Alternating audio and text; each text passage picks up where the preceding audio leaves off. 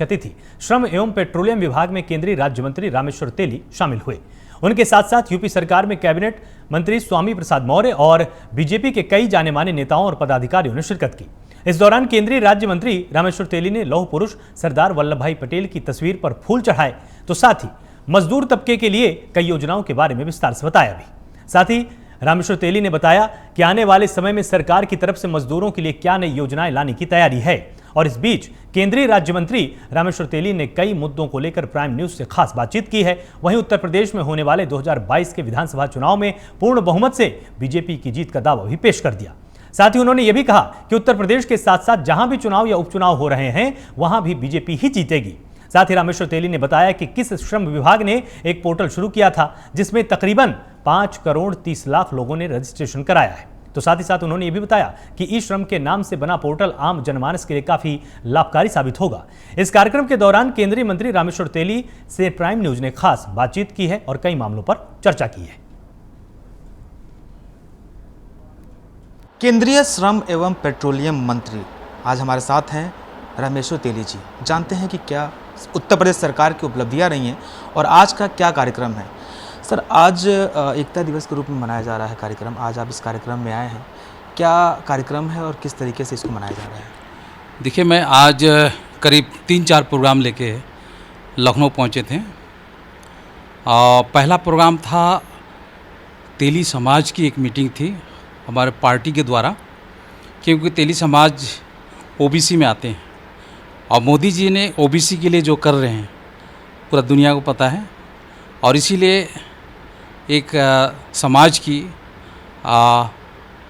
Meeting थी और मैं तेली समाज का भी हूँ और मैं भारत सरकार मंत्री हूँ, इसलिए मुझे यहाँ के जो बीजेपी पार्टी है मुझे बुलाया गया था और उस मीटिंग में मैं उपस्थित था। मेरे साथ यूपी के सीएम योगी जी थे, हमारा और 2-3 मंत्री थे और बहुत बड़ी एक सभा होगी। उनके बाद दूसरी मेरा यहाँ जो पीएफ प्रोविडेंट फंड की जो ऑफिस है 3000 स्क्वायर फुट में, उस ऑफिस का एक सडनली विजिट था। इस ऑफिस किस तरह से चल रही है, क्योंकि हम हर एक मीटिंग में कहते हैं कि हमारे भारत के जो लोग पीएफ के पैसा जमा करते हैं वो रिटायर होने के बाद 6 महीना लग जाता है उसका रिटायरमेंट के बाद पीएफ का पैसा मिलना, पेंशन मिलना। इसलिए हर एक ऑफिस में जाने की हम लोग कोशिश कर रहे हैं कि हमारा जो व्यक्ति जब रिटायर होते हैं तो उसको पीएफ समय से मिले, उनका पेंशन समय से मिले। उनका बाद अभी हम लोग जहाँ बैठे हैं यहाँ ई श्रम का कार्ड काम चल रही है और आज सरदार वल्लभ भाई पटेल जी का पूरा भारत में देश मना रहे हैं और उसी के साथ हम लोग एक ई श्रम का भी प्रोग्राम कर रहे हैं, जिसमें हमारी उत्तर प्रदेश के जो श्रम मंत्री है मौर्य जी आए हुए हैं और हमारी श्रम विभाग के जो राज्य मंत्री है वो भी है इस सभा में।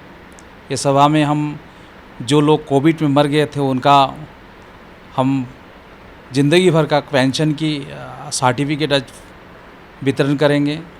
कोविड में जो लोगों को नौकरी चला गया उन लोगों को 3 महीना की वेतन हम देंगे और कुछ लोग ई श्रम का कार्ड बनाए हैं उसका भी वितरण किया जाएगा। और ई श्रम कार्ड बनाते समय जो सीजीएस सेंटर है जो अच्छे काम कर रहे हैं उनको भी हम लोग पुरस्कृत करेंगे। इसी तरह इस प्रोग्राम शेष होने के बाद हमारी ईएसआई हॉस्पिटल चल रही है यहाँ, तो उसका भी विजिट है। उनका बाद हम लोग कल कानपुर में 3 प्रोग्राम हम लोग करेंगे। सर, ई श्रम का पोर्टल कुछ दिन पहले ही लॉन्च हुआ था, मेरे ख्याल से अच्छा रिस्पॉन्ड आ रहा है। क्या है ई श्रम का पोर्टल और कैसे लाभार्थी इसका फ़ायदा उठा सकते हैं? देखिए, 26 अगस्त को हम लोग ये ई श्रम पोर्टल शुरू किए थे और मुझे जो जानकारी है 26 जनवरी को हम लोग शुरू किए थे। आज मुझे जानकारी जो है करीब 5.5 करोड़ लोगों ने रजिस्ट्रेशन करवाया है। अब हर एक दिन 25 लाख लोगों ने रजिस्ट्रेशन करा रहे हैं पहले 10 लाख लोग करा रहे हैं, कारण NIC के द्वारा ही ये रजिस्ट्रेशन हम लोग कर रहे हैं। तो हम लोग आशा रखते हैं 38 करोड़ हमारी टारगेट है और जल्द 38 करोड़ कंप्लीट हो जाएगी।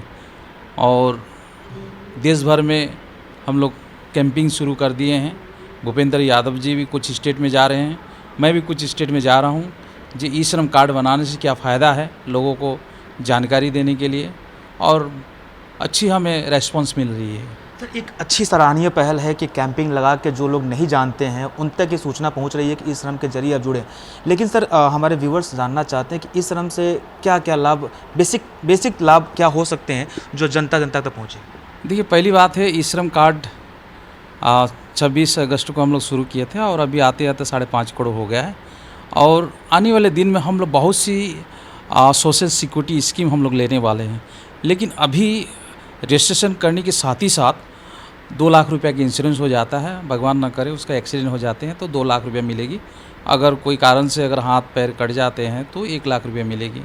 और आने वाले दिन में हम लोग सोशल सिक्योरिटी स्कीम के द्वारा हम लोग बहुत सी स्कीम लेंगे और हम ज़रूर आप लोगों को बताएंगे। सर, एक अंतिम क्वेश्चन करूंगा। विधानसभा चुनाव महज 4 महीने बचा हुआ है और इस 4 महीने में भारतीय जनता पार्टी तैयारी चल रही है। समाजवादी पार्टी जिस तरीके से पिछड़ा वर्ग को जोड़ रही है, अपने कैंपेनिंग कर रही है, टारगेट कर रही है, ओम प्रकाश राजभर भी जुड़े हुए हैं, तो क्या कहेंगे सर, कितना महत्वपूर्ण रहेगा 2022 का विधानसभा चुनाव? देखिए, बाई इलेक्शन जो है जिसकी सरकार होती है वही जीतते हैं। असम में भी 5 विधानसभा का बाई इलेक्शन है और मैं कहना चाहता हूँ कि 5 भारतीय जनता पार्टी और अलायंस पार्टनर ही जीतेगी। बिल्कुल। उत्तर प्रदेश में विधानसभा चुनाव को लेकर और जिस तरीके से आज एकता दिवस के रूप में मनाया जा रहा है, श्रम पोर्टल, इस श्रम पोर्टल के नाम से कुछ महीने पहले ही एक पोर्टल शुरू किया गया था और आज उसकी उपलब्धि जिस तरीके से मंत्री जी ने बताया कि काफ़ी अच्छा रिस्पॉन्ड आ रहा है, तो देखना दिलचस्प ये होगा कि आने वाले दिनों में इस श्रम पोर्टल के जरिए कितना लाभ लाभार्थियों को मिलता है और कौन कौन इसका फ़ायदा उठा सकता है। कैमरामैन आशुतोष के साथ नंदन श्रीवास्तव, प्राइम न्यूज़, लखनऊ।